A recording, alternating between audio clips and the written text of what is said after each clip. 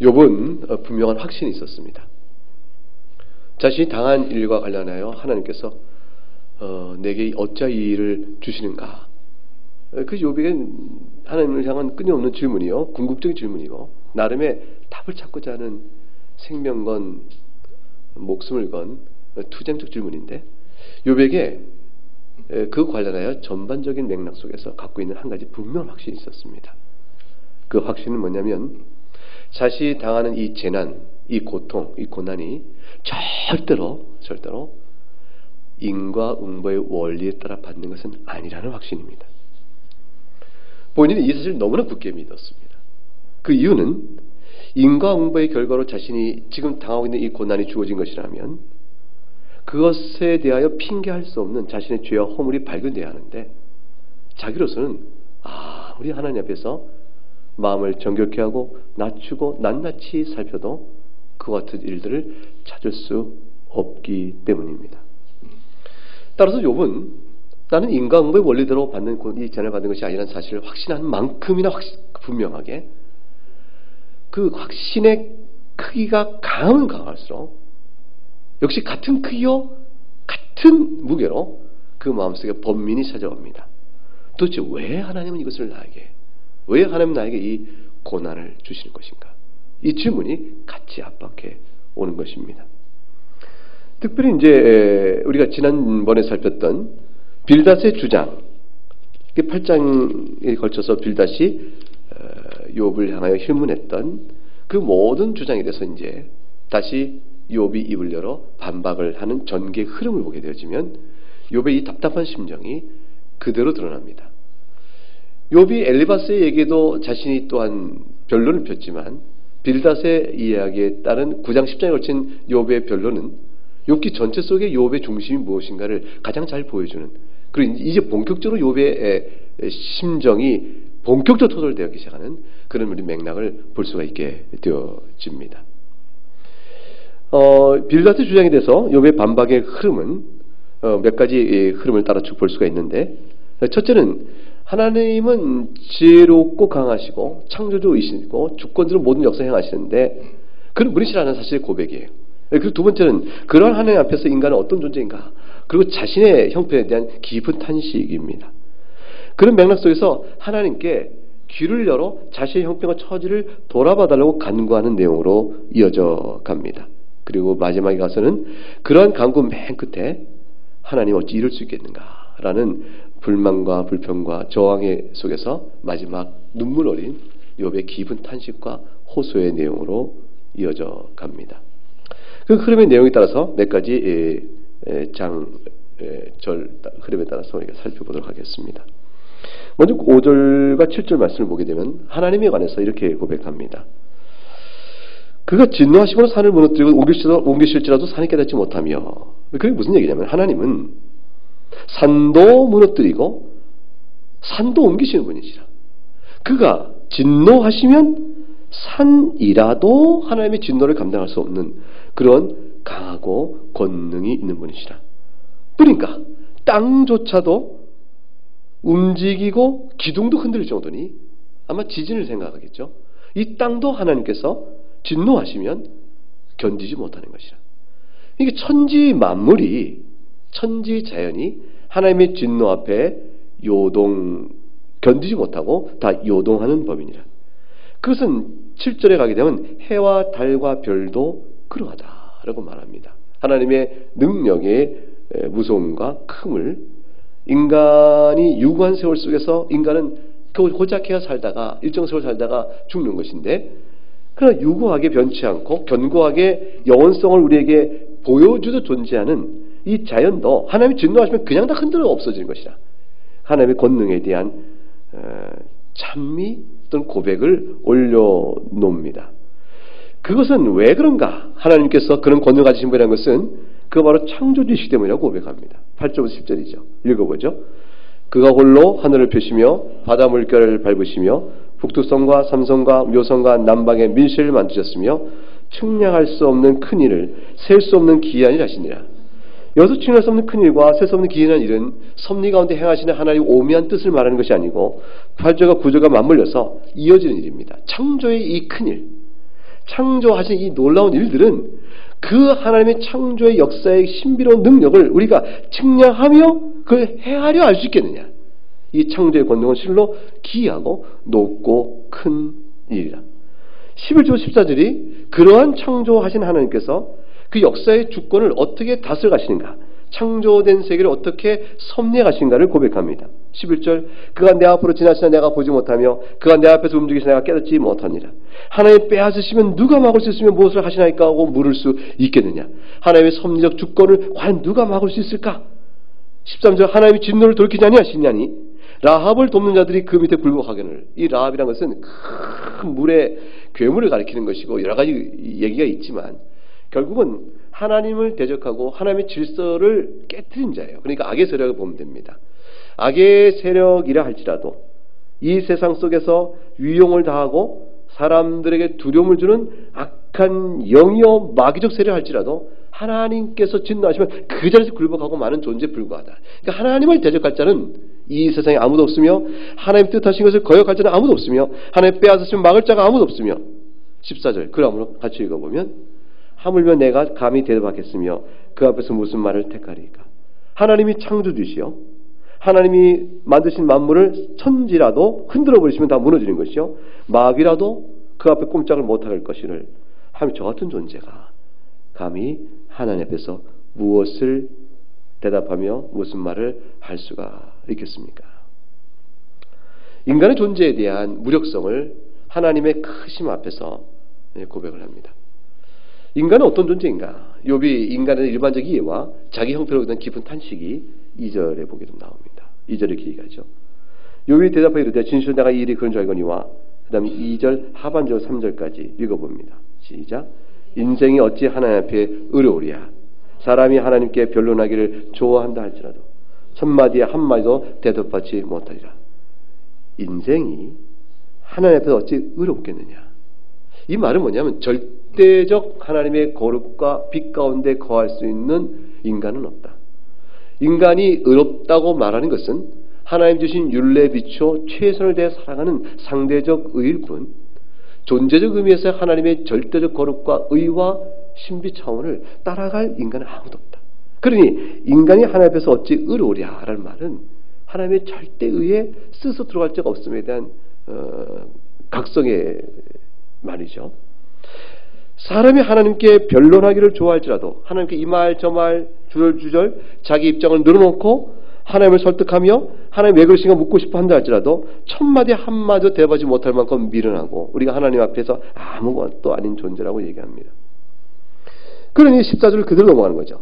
2절과 3절의 일반적인 인생의 이 한계는 14절에 하나님께서 이런 존재이므로 내가 감히 하고 자기에 적용하는 거예요. 내가 감히 하나님 앞에 무엇을 대답하겠으며 감히 무슨 말을 택하겠습니까? 라고 말하므로 하나님 앞에 주권과 권능 앞에 무력하고 또 탄식할 따름일 뿐이요 하나님께 어떤 말도 감히 내아릴 수 없는 존재임에 대한 깊은 인정을 14절에 해나갑니다. 일반적 인간의 처지와 자기 적용이 이루어지고 있는 것이죠.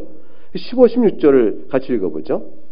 가령 내가 의로울지라도 대답하지 못하겠고 나를 심판하실 그에게 간구할 뿐이며 가령 내가 그를 부름으로 그가 내게 대답하였을지라도 내 음성을 들으셨다고는 내가 믿지 아니하리라. 그러니까 15절 16절에서 다시 의로움이 나옵니다. 9장 2절 하반절에 인생이 어찌 하나님 앞에 의로우냐 이렇게 말을 했어요. 그리고 3절에 하나님 앞에 변론하기 좋아할지라도 한마디 대답 못한다.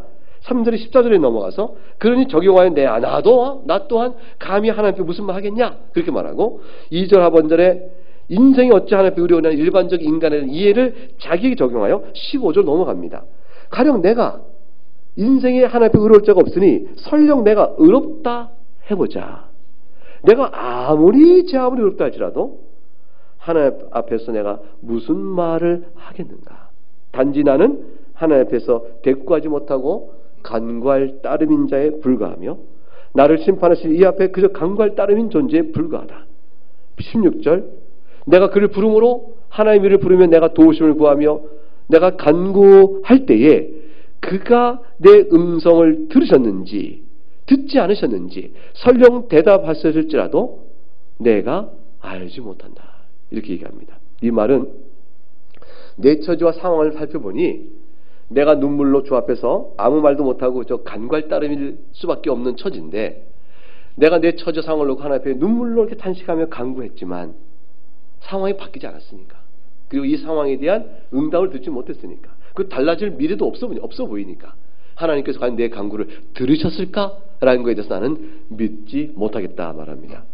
이건 들으셨을 거라는 사실에 대한 불신이 아니고, 설령 들었다 하실지라도 나에게 있어서 처지와 상황에 대한 변화가 없으니 내가 무엇으로 들은 줄 알겠으며 내 처지의 딱함을 돌아보소서라는 말에 대한 계속적인 간구의 탄식이에요, 사실은.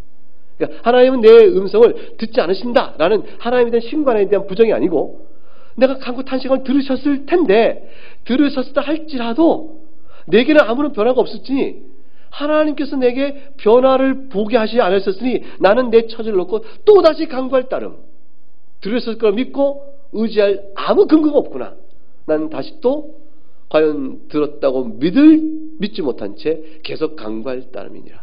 내 처지는 아무런 변화가 없구나, 이 얘기입니다. 탄식을 깊게 하는 거죠. 이런 상황 속에서 욥은 9장의 마지막까지 쭉 이어가는 건데, 한 가지로 전념을 다해 주 앞에 엎드립니다. 그게 뭐냐면 불쌍히 여겨 주옵소서, 그거예요. 자기 처지에 대한 깊은 탄식을 내려놓고 주 앞에 나아갑니다. 아마 이런 탄식이 또 있을까 싶을 정도예요. 17절 18절 읽어보겠습니다. 그가 폭풍으로 나를 치시고 까닭없이 내 상처를 깊게 하시며 나를 숨쉬지 못하게 하시며 괴로움을 내게 채우시는구나. 이유라도 알면 내가 견딜 것이라. 까닭이라도 알면 내가 참을 것이라.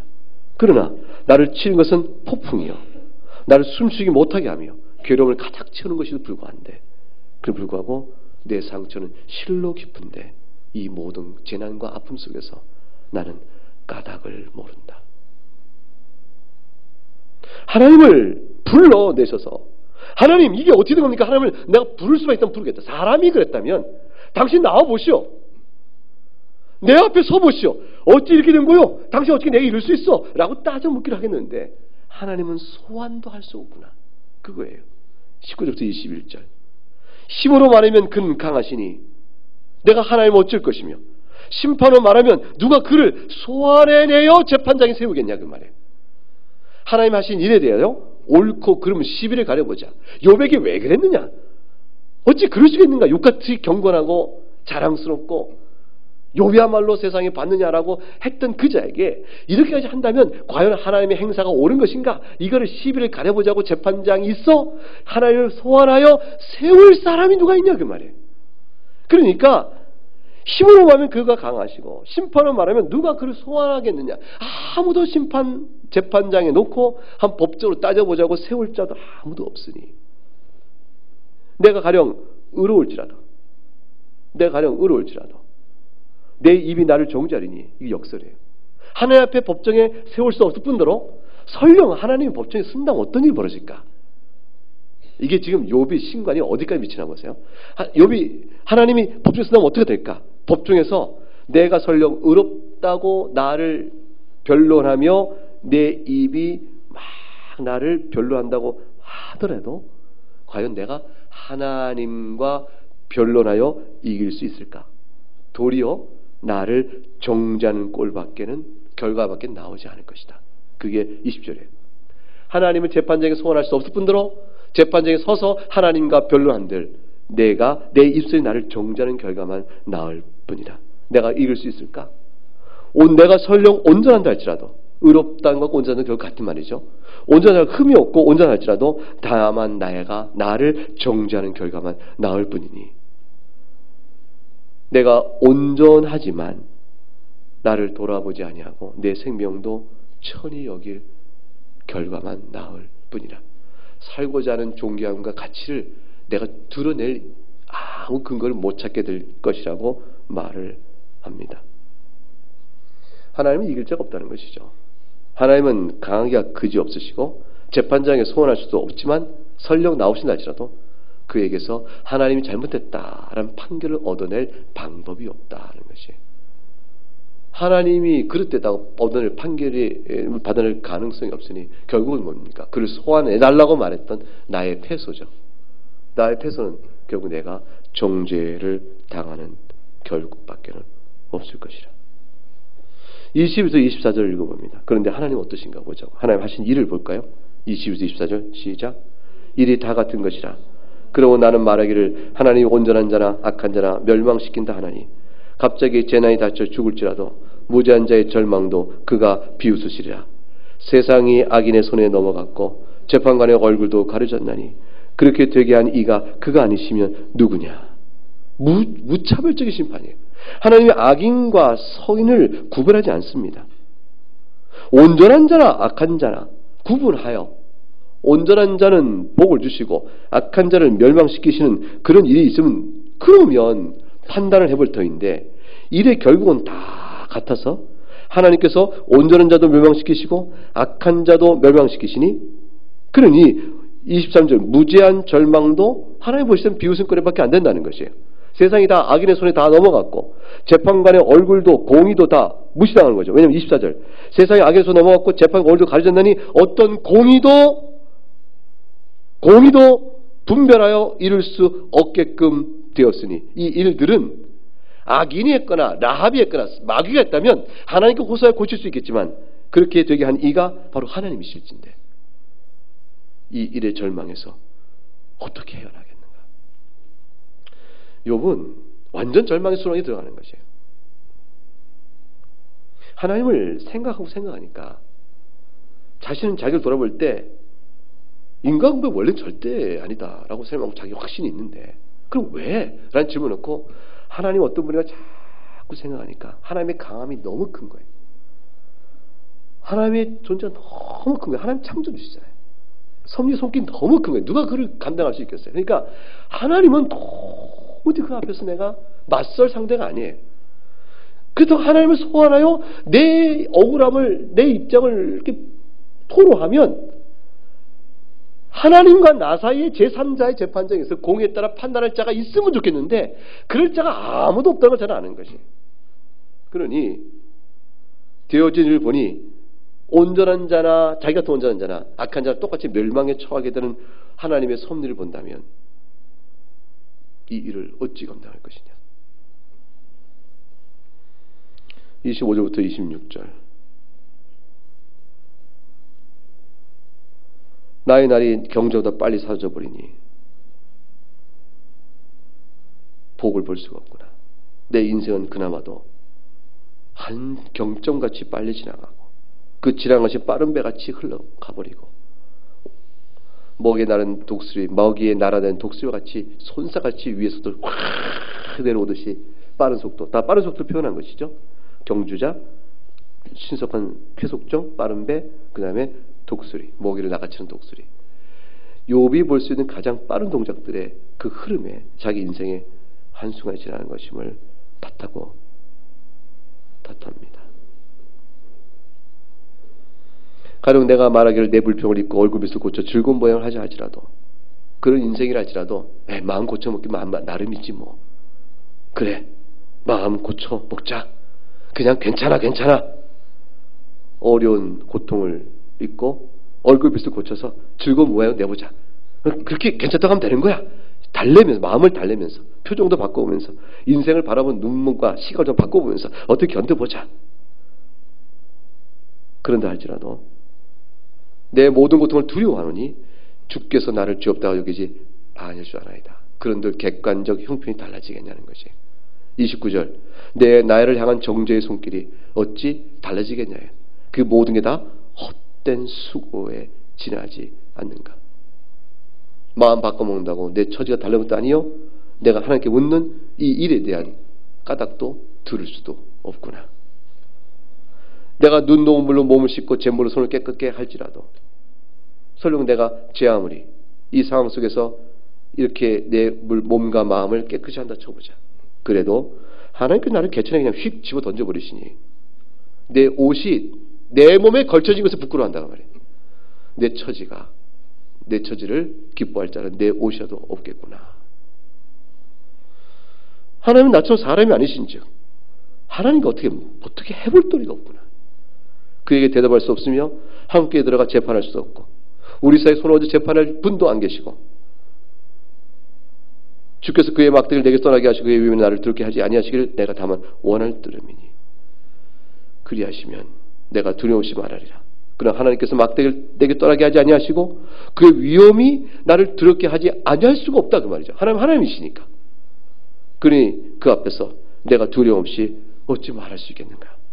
나는 본래 그렇게 할 수 있는 자가 아니니라. 하나님이시여, 내가 하나님 앞에서 판결받기를 원합니다. 정녕 하나님께서 나를 위험으로 두렵게 하지 아니하시고 막대를 떠나게 하신다면, 말할 수만 있게 하신다면, 그러면 35절 내가 두려움 없이 말할 것입니다. 두려움 없이 그런 말할 수 있겠습니다. 이 말은 뒤집어 얘기가 뭐죠? 그러나 하나님은 그러한 분이시니 내가 말할 수 없겠습니다. 그래도 불구하고 10장 1절 읽어보세요. 욥의 결심 보세요. 10장 1절 시작. 내 영혼이 살기에 곤비하니 내 불평을 토로하고 내 마음의 괴로운 대로 말하리라. 갑자기 바뀌어요. 이 모든 상황 속에서 내가 도저히 말할 수 없는 자입니다. 하나님의 위험과 막대기에 앞에 내가 아무 말할 수 없는 자입니다. 라고 말하는데 10장 1절에서 그러나 나는 본래 그렇게 할 수 있는 자가 아니지만 여기 변화가 생깁니다. 내가 영혼이 살기에 곤비하니 내가 당하는 고난이 너무 크고 재난이 너무 크니 내가 이 아픔과 재난 가운데 얻는 어려움을 주 앞에 그대로 토로하고 마음의 괴로움을 그대로 말하겠다라고 결심을 해버립니다. 그러니까 이것은 뭐가 돼요? 정녕 죽을지언정 내가 어쩔 수 없는 하나님 앞에서 아무 말 못할 존재인 걸 내가 뻔히 알지만 판결이 바뀌어지고 달라지지 않을지언정 내가 주 앞에서 이 말을 해야겠나이다 라고 욥이 이제부터 자기 속마음을 막 드러내기 시작합니다. 그러니까 욥이 왜 하나님 앞에서 회개를 하는가라는 것은 10장 1절부터 본격적으로 시작되는 것이에요. 욥이 왜 회개를 해야 했는가? 그걸 이제 들여다보도록 하겠습니다. 10장 2절부터 3절 말씀을 읽어보겠습니다. 시작. 내가 하나님께 아뢰오리니 나를 정죄하지 마시옵고 무슨 까닭으로 나와 더불어 변론하시는지 내게 알게 하옵소서. 주께서 주의 손으로 지으신 것을 학대하시며 멸시하시고 악인의 꾀에 빛을 비추시기를 선히 여기시나이까. 지금 이제 욥이 결심합니다. 내가 하나님께 아뢰일 것입니다. 이 아뢰는다는 말은 그 기도문이에요. 지금부터 하나님 앞에서 기도하듯이 혼자, 우리가 이제 주 앞에 막 혼자 자기 상황을 놓고 너무 힘든 상황이 오면 주 앞에 울부짖으며 기도하잖아요. 하나님 아버지 이럴 수 있습니까? 라고 할 때 저 형편이 이렇게 어렵습니다. 도와주세요. 도와주세요. 이렇게 말하는 상태의 기도도 있지만 하나님께 묻고 답을 구하는 것이죠. 하나님 이렇게 된 것은 이치에 맞지 않고 저로서는 이해가 안 가는데 하나님 이럴 수 있다는 것을 어떻게 제가 받을 수 있겠습니까? 라고 하나님께 자꾸 질문을 던지는 것이죠. 질문을 던지면서 변론하는 거예요. 순복치 않고 변론하는 거예요. 하나님 제가 이걸 순수히 받기에는 이런 문제가 있습니다라고 말하는 것이에요. 나를 정죄하지 마옵시고 죄로 막대기로 위험으로 누르지 마시고 무슨 까닭으로 나와 더불어 이와 같이 일을 다루시는지 재난을 주시는지 제가 여지껏 하나님의 섭리를 다 인정해 살아옵니다. 어떻게 알죠? 적신이 왔으니 적신 돌아가는 것이라 하고 입으로 하나님께 범죄치 않았다. 이게 욥이잖아요. 그러니까 하나님이 하시는 모든 손길의 섭리를 그대로 인정해 온 자예요. 그렇게 내가 다 인정해 나왔는데 어째 내게 가혹하고도 이와 같은 가혹한 재난을 주십니까? 이것은 아무리 생각해도 불합리하오니 하나님 설명하여 주실 것을 내가 요구하나이다 라고 말하는 거예요. 욥이 하나님께 질문 드시고 답을 하시오라고 요구를 기도 가운 형태로 내놓게 되었습니다. 3절 말씀이 뭐예요? 주께서 주의 손을 지은 것을 학대하시고 멸시하시고 악인의 꾀에 빛을 비추시고 선히 여기시나이까. 이게 불합리예요. 이게 부조리입니다. 자기 손으로 지으신 것을 학대하시고 멸시하시고 악인의 꾀에 빛을 비추시기를 오히려 기뻐하신다면 하나님 이것은 부조리입니다. 하나님에게도 어울리지 않는 일입니다. 라고 말합니다. 4절부터 이제 왜 하나님께 부조리요 불합리인가를 말씀드리겠다 하고 이제 욥이 입을 열어 신학을 토설합니다. 자, 하나님 4절부터 7절 말씀 보세요. 하나님이 육신의 눈이 있나이까? 주께서 사람처럼 보시나이까? 이 말은 뭐예요? 하나님이 사람처럼 육신의 눈에 달려 그 육신의 눈으로 본다는 것은 첫째는 제한적인 안목이죠. 육신의 눈은 온전히 알지 못하는 것이고, 그 다음에 육신의 눈은 자기 욕망과 탐욕과 편견으로 바라보기 때문에 오해가 있고 올바르게 보지 못하며, 더군다나 뭡니까? 허물로 보고 공의와 비난의 눈길로 보는데 말해요.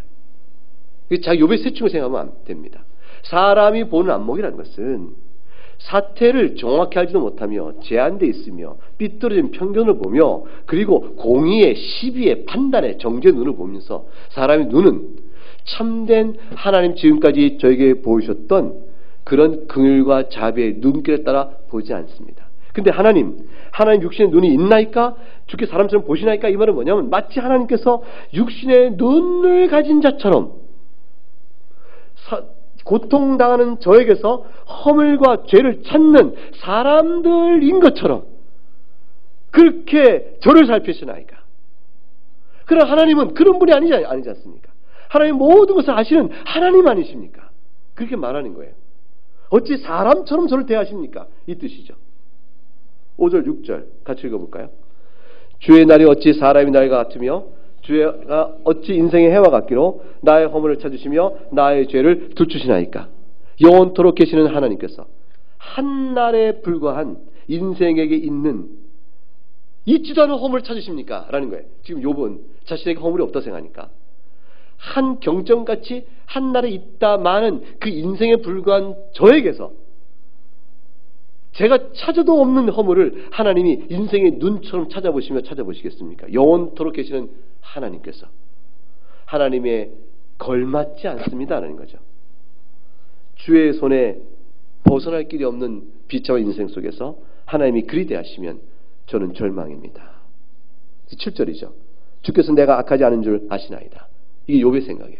그러니 그렇게 악하지 않은 줄 아시면서도 허물을 찾는 자처럼 저를 바라보시나이까? 주께서 그리하시면 주님은 영원토록 계신 분이죠. 그러시므로 제가 주에서 벗어나게 할 나를 벗어날 자가 없고 구원이 없으니 나는 절망입니다. 주의 손으로 나를 빚었으면 나 이제 나를 멸하시나이까? 이제 창조주로서의 말씀은 하나님 이런 분이신데 하나님이 어울리지 않습니다 말하고, 더군다나 하나님 창조주 아니십니까? 이렇게 말해요. 하나님 손으로 나를 빚었으며, 이 말은 3절 말씀 그대로 연결되어지죠. 하나님 손으로 3절에 지으신 것을 학대하시고 멸시하시고 악인에게 비추시고 선히 알고 계시나이까? 한 말 그대로 6, 8절에 다시 반복해요. 주의 손으로 나를 빚으시는데 이제 나를 멸하시나이까? 자신이 귀하게 만들어 놓고 그걸 멸하는 것이, 이걸 어떻게 봐야 합니까? 9절 기억하옵소서. 주께서 내 몸 지으시고 흙을 뭉치듯 하셨거늘 다시 나를 티끌로 도내버리려 하시나이까? 주님이 흙으로 나를 만드시더니 이제는 까닭도 없이 티끌로 도내버리시고 그냥 만들었다가 푹 하고 다시 망쳐버리는 거죠. 하나님 그러시겠습니까? 기억하옵소서. 주님께서 티끌 가운데서 존귀하게 만든 인간인데 까닭도 없이 이유도 그게 살 수 없게끔 그걸 다시 흙으로 훅 버리시나이까?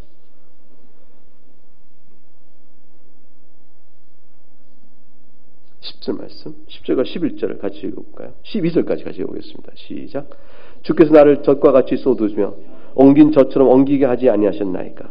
피부와 살을 내게 입히시며 뼈와 힘줄로 나를 엮으시고 생명과 은혜를 내게 주시고 나를 보살피심으로 내 영을 지키셨나이다. 주께서 나를 젖과 같이 쏟으시며 엉긴 젖처럼 엉기게 하셨나이까? 이 말은 아무리 생각해도 사실 표현이 어렵죠. 젖과 같이 쏟으셨다. 주님께서 하나님이 무슨 나를 쏟되 젖과 같이 쏟는 말인가? 엉긴 젖처럼 엉기게 하셨다. 이게 무슨 말일까? 근데 이것은 11절의 맥락 속에서 찾아져야 돼요. 그게 뭐냐면 피부와 살을 내게 입히십니다. 뼈와 힘줄로 나를 엮으십니다. 이게 다 뭐냐면 모태 안에서 조직되어가는 과정이에요. 하나님께서 창조주이신데 원리적으로 하나는 흙을 가지고 사람을 만드시고, 그런 가운데 일반적인 사람의 창조 속에서 이제 욥 개인을 얘기하는 욥이 내 어머니의 모태 속에서 내가 피부와 살을 내게 조직시키시고 뼈와 힘줄로 나를 엮으셨는데, 피부와 살을 입히시고 뼈와 힘줄로 나를 엮기 이전에 모태 속에서 나를 수태시키시는 일, 그거를 10절에 표현합니다. 적과 같이 쏟으며 엉기게 한다는 것은 이제 수정란으로 착상되어진 과정 속에 있는 모습이에요.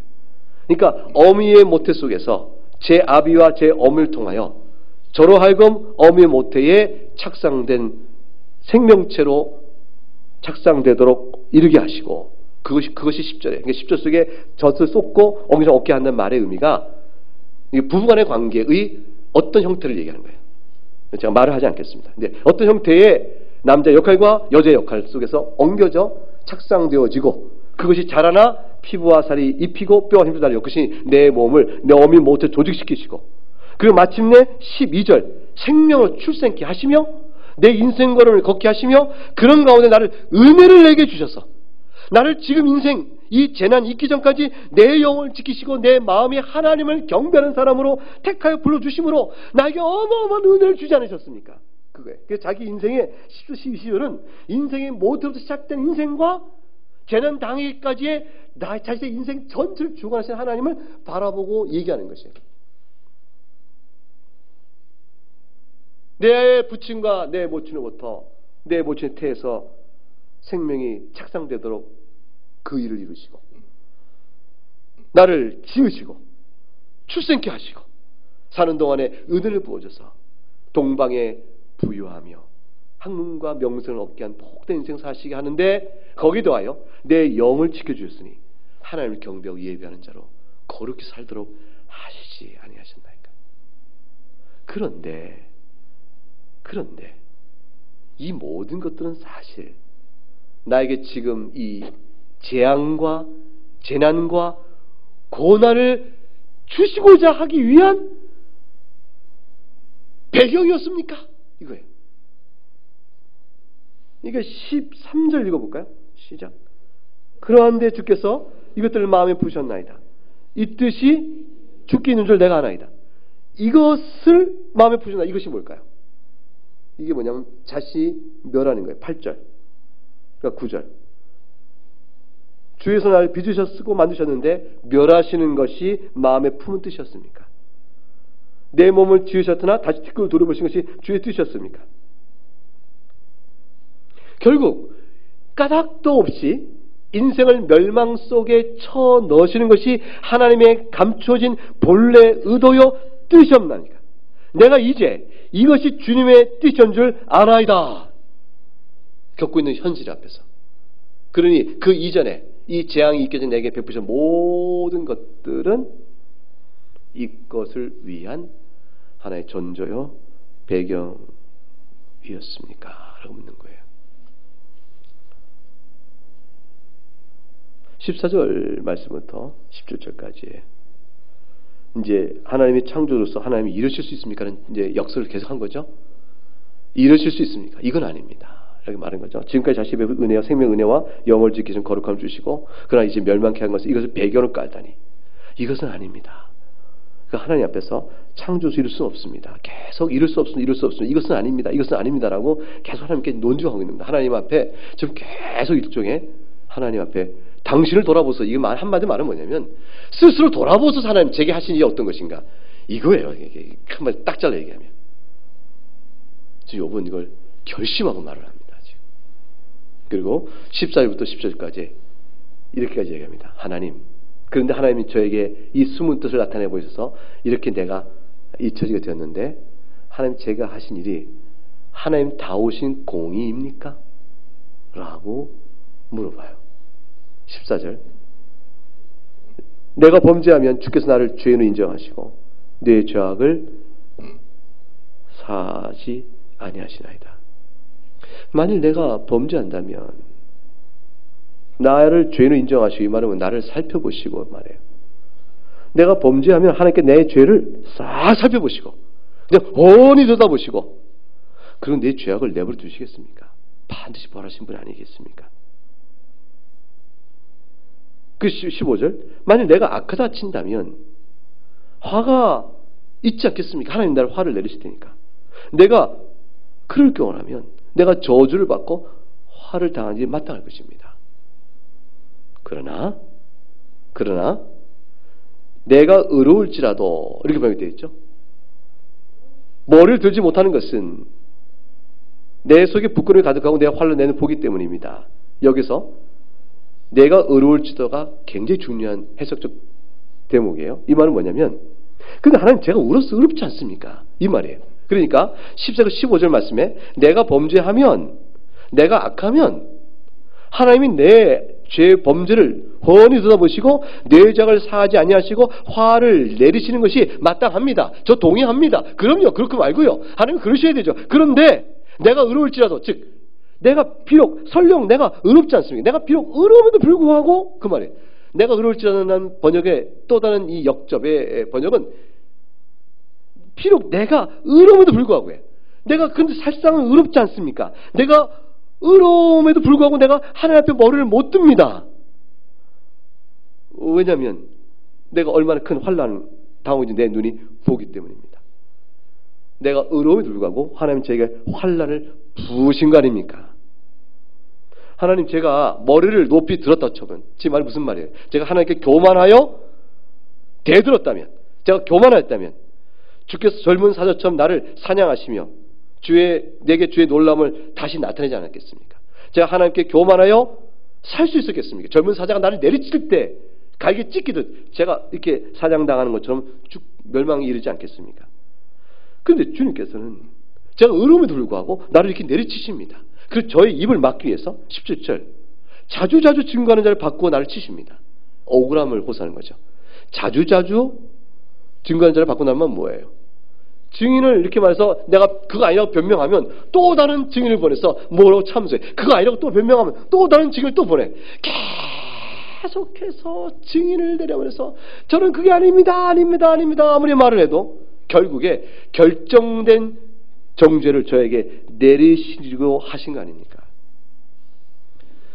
자주자주 증거하는 자를 자꾸 받고 새롭게 나를 치시며 나를 향한 진노를 더하시니 군대가 번갈아 치는 같이, 이 군대가 번갈아 치는 것은요, 원래 히브리어 보면 뭐뭐 되냐면 파도가 밀려오듯이에요.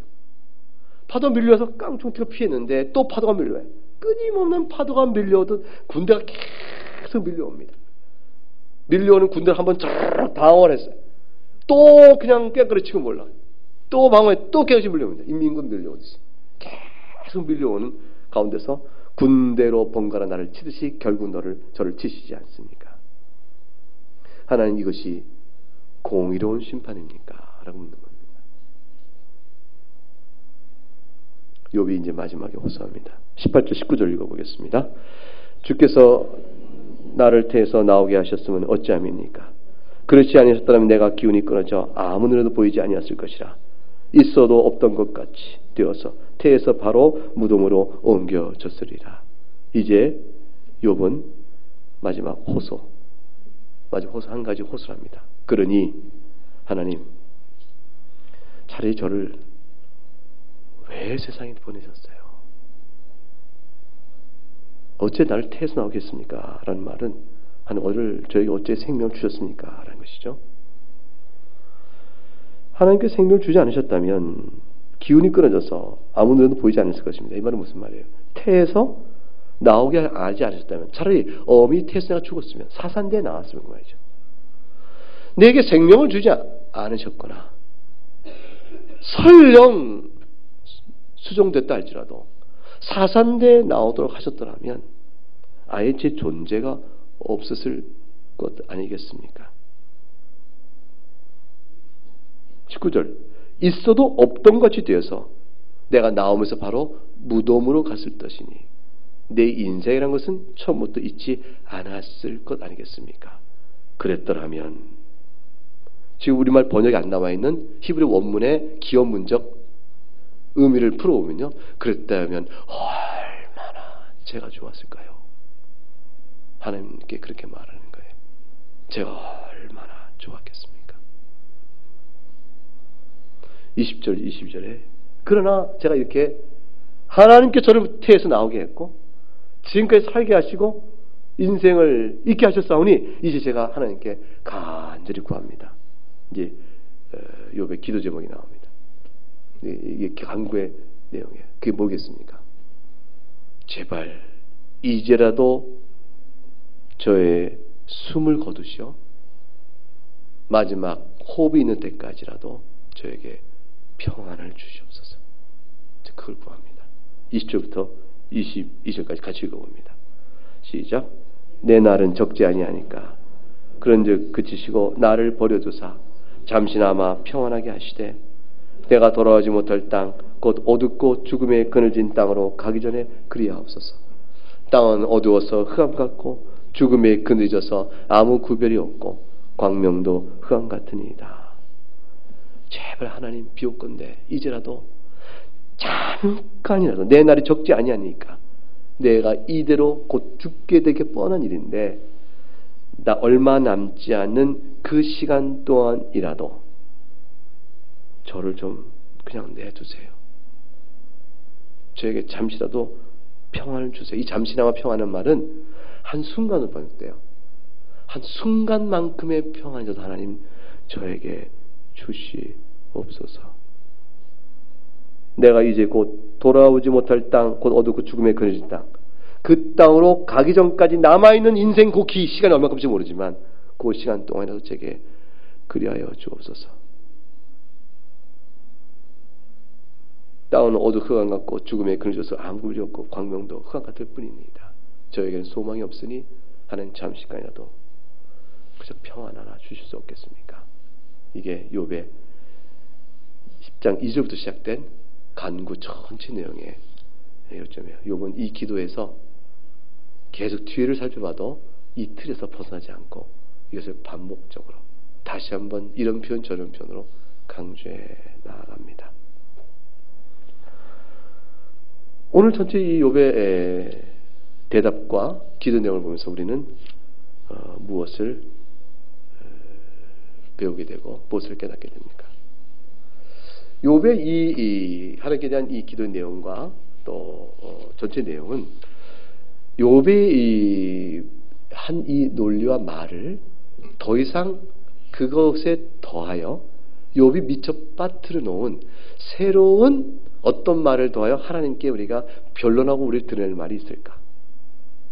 아마 없다라는 거예요. 인간으로서는 할 수 있는 최대의 지혜예요. 그러니까 가장 인간으로서 경건한 자가 하나님의 까닭모를 섭리한 재난 가운데서 그 경건한 것만큼 하나님을 아는 지식을 가지고 하나님 앞에 이 일이 어찌 이렇게 된 것입니까? 라고 물을 때에 할 수 있는, 펼칠 수 있는 신학적 논리 전체가 다 나왔어요. 이거 외에 어떤 말을 더하여 기도하실 수 있겠고 하나님 앞에 변론할 수 있겠습니까? 그런데 참 얄궂은 것은 하나님께 그 창조주 하나님의 능력을 인정하고 그 섭리와 그 뜻을 거슬 자가 없다고 말하고 하나님은 신실한 분으로서 자기 일을 이루실 분인데 그에 불구하고 어째 우리를 이렇게 다루십니까? 라고 말함으로 거꾸로 하나님의 속성과 성품을 들어 하나님을 판단하는 자리에서 하나님의 공의를 물을 때에 이상하게 말은 다 맞는데 근데 죄의 문제가 드러나요. 욥 이렇게까지 말해도 되는 거야? 이게 드러납니다. 우리는 객관적으로 욥을 바라보면서 하나님께서 욥에게 재난 준 이치를 알고 있는 사람으로 욥기를 읽고 있어요. 지금 자 생각해 보세요. 지난주도 우리가 빌닷을 볼 때 욥기 1장을 알고 있는 사람 빌닷을 볼 때 빌닷의 허물이 드러났습니다. 그럼 오늘 욥의 기도 똑같은 것이에요. 욥의 재앙이 욥기 1장에서 어떻게 주어진지 우리가 알죠. 하나님이 사랑하고 그의 경건을 높이 들고 칭찬하셨어요. 그런데 마귀가 시험합니다. 그래서 허락하는 재난입니다. 자, 첫째, 욥의 경건은 하나님께서 마귀의 시험을 허락하여 욥의 경건을 시험할 그런 기회를 주실 권한이 하나님께 있어요, 없어요? 하나님께 당연히 있으세요. 욥이 경건하다고 하여 하나님은 욥에 대하여 창조주여 온 역사를 주관하시는 하나님으로서의 주권적 권능과 권세를 행치 못할 의무를 갖고 있는 분이 아니에요. 욥의 경건은 누구의 행복이죠? 욥 자체의 행복이었던 것이에요. 욥이 스스로 말했죠? 내 영을 주께서 붙드시고 지키셨나이다. 하나님의 은혜로 되어진 경건이에요. 여러분의 모든 신앙생활에 오는 모습의 경건과 아름다움은요, 전부 하나님 여기 주신 복음 누림인 것이지 하나님께 먼저 드려 받을 빚을 갖고 있는 것이 아니에요. 우리가 신앙 가운데 하나님을 찬송하는 사람 모든 헌신은 하나님 내게 주신 사랑에 대한 감사의 누림인 것이지, 그래서 하나님을 즐기고 있는 것이에요. 하나님을 영원하게 하며 영원토록 하나님을 즐거워한다 할 때 하나님을 영원하게 즐거워한다는 말이 뭐냐? 경건의 순종의 삶이 하나님을 즐거워하는 우리 마음의 기쁨이에요. 그 시편 속에 경건한 자 행복에 대해 말하기를 송이꿀처럼 달다 그랬어요. 하나님은 가까이 내게 복이라 그랬어요. 나로 인하여 너희가 핍박을 받거든 기뻐하고 즐거워라 그랬어요. 왜냐하면 하늘의 상이 크다 그랬어요. 하나님 너희를 칭찬하신다. 그건 너희의 기쁨이야. 그러니까 하나님과 동행해 살아가는 성도의 삶 자체는 그 자의 경건이 우리의 자랑이 우리의 기업이 우리의 행복인 것이지, 하나님이 그러한 자에게 주권적 행사를 임의로 하지 못할 의무로 하나님을 묶어두는 것이 아니에요. 그러니까 욥은 내가 좋게 이렇게 하나님 앞에 은혜를 누렸사오니 지금 받는 재앙, 이 재앙은 제가 까닭도 모르고 이치도 모르지만 그러나 나를 이전에 사랑했던 하나님께서 지금 또한 사랑의 손길로 붙들 걸 내가 믿고 잠잠히 주께서 내 영혼을 거둘 때까지 가겠나이다. 아마 이것이 욥의 최선의 기도여야 할 것이에요. 자, 근데 우리는 일자부터 알아서 다 알고 있는데 욥이 이렇게 하나님을 판단해요. 하나님이 공의로운 분입니까? 물을 때 우리는 일자부터 알고 있으니까 뭐라고 말하겠어요? 이거 다 알고 있는 사람은 욥 옆에 있었다면, 이걸 지금 알고 우리는 욥기를 읽고 있어요. 우리 욥기를 읽고 욥이 이제 타임머신 타고 욥 옆에 갔어요. 성경을 이렇게 들고 있어요. 욥을 봐요. 욥이 이런 기도를 해요. 정말 그렇게 했네. 말 똑같네. 이렇게 이제 우리 살펴봐요. 그래서 우리 뭐라고 할까? 욥 뭐라고 했어요? 욥의 기회다. 하나님 공의 문제를 말할 수, 하나님 공의롭지 않아 지르신 거 아니야. 하나님 무정해서 그런 거 아니야. 하나님이 무차별적으로 악이나 의이나 온전한 자나 그렇지 못한 자 다 똑같이 벌하시, 그래서 그러신 거 아니야. 욥 그렇게 말하면 아니지. 욥을 우리가 말하고 싶은 말이 참 많아요. 한편은 알아요. 욥의 처지 안에서 욥이 토설한 내용이 뭔지 알아요. 우리는 알아요. 그 심정을 100분 이해합니다. 우리가 욥의 처지가 됐다면 우리 아마도 욥이 지금 한 말에 100분의 1도 못 치는 말을 가지고 100분의 1도 못 치는 신학적 지식과 성경에 대한 얄팍한 치를 가지고 하나님 앞에 얼마나 원평하고 원망과 불평을 하겠어요. 하나님 사랑하신다고요. 저는 하나님이 저를 사랑한다고 믿지 않아요. 하나님 선하시다고요? 이걸 어떻게 믿어요? 이렇게 말하면서 우리는 하나님께 강짜를 부릴 거야. 때를 쓰고. 그리고 저 나가서는 불신앙의 정당. 내가 하나님 이제 믿지 않을 터인데 이것은 내 탓이 아니요 당신 탓인 줄 주께서 아셔야 합니다. 이렇게 말하면 손을 딱 꺼버릴 거예요. 다 이런 태도 갖고 있는 죄는 뭐죠? 죄성은 뭐죠? 하나님 되심에 대한 이해 부족이요, 순종의 부족이요, 믿음이 없는 것이죠. 인간은 하나님 하시는 섭리에 대하여 이유를 물을 수가 없어요. 궁금해서 하나님 어찌 된 겁니까? 질문을 던질 수 있죠. 이유를 물을 수 없다는 것은 우리 가운데 질문을 할 수 없다는 것이 아니에요. 질문할 수 있으나 질문에 답이 없을 때 하나님은 나쁘다 이렇게 말할 수 없다는 걸 말하는 겁니다. 그런 의미에서 이유를 물을 수 없다는 뜻이에요. 이유를 물었으나 침묵하시는 하나님을 경험할 때 그 하나님은 할 말이 없는 분이다 이렇게 말하면 안 되는 거예요. 하나님은 틀렸다 말하면 안 되는 거예요. 묻고 나서 묻는 자기가 옳다라고 말해서 안 되는 거예요. 물은 내 질문이 정당한 즉 하나님은 대답 없는 하나님은 잘못됐다 이렇게 말하면 안 되는 겁니다. 하나님의 행사에 대해서는 인간은 정당성 여부를 판단할 존재가 아니에요. 존재가 아니에요. 그리고 욥과 같은 자들, 하나님이 사랑하는 자들, 예수 그리스도 안에서 주의 자녀 삼은 우리들 같은 자들을 향해서는 확고한 한 가지 하나님이 우리를 대하시는 신실한 약속이 있어요. 그 뭐죠? 선하심과 사랑이에요. 그러니까 하나님 이것이 무엇입니까? 라고 물을 때에 그 질문에 대한 구체적인 답안을 못 들었어도 무궁한 지혜 가운데서 우리를 사랑하시는 선과 사랑과 긍휼에서 오늘의 이 일을 하나님이 이루어가시는 사실에 대한 확신을 갖고 견뎌야 되는 것이, 참아 하는 인생을 사는 것이. 욥이 재앙 속에서 죽죠. 욥은 물었어요. 자기 목숨이 붙어있기 때문에. 근데 가만히 인류 역사를 한번 생각해 볼까요? 욥과 같은 재난 당한 사람이 욥 하나입니까? 인류 역사상 가장 큰 재난을 받은 것 같아요. 기구예요. 그런데 가만히 들어보면 세상의 존경과 자랑을 다했던 사람이 한순간에 땅이 갈라져 삼킨 바 되어버리는 사람도 있고요. 한순간에 병들어 죽기도 하고요. 한순간에 패전국의 포로가 돼서 노예사를 끌려간 사람도 있고요. 모함에 의해서, 그것도 악인의 모함에 의해서 노예에서 범죄에 끌려간 노젓는 자, 배나는 영화처럼 전락된 사람도 역사 속에 있습니다. 세상은 악하기 때문에. 악한 세상 속에서 의인이 당하는 고난들은 많았습니다. 그 가운데서도 하나님의 백성들은 주님에게서만 소망과 위로를 끝까지 붙들고 답 없는 인생도 살았고, 그 인생 마칠 때 뭐라고 고백했죠? 주께서 이제 내 영혼을 이 고난 속에서 놓여주시니 제 영혼을 받으실 줄 아나이다 라고 본향을 바라보면서 그렇게 세상을 떠난 거예요.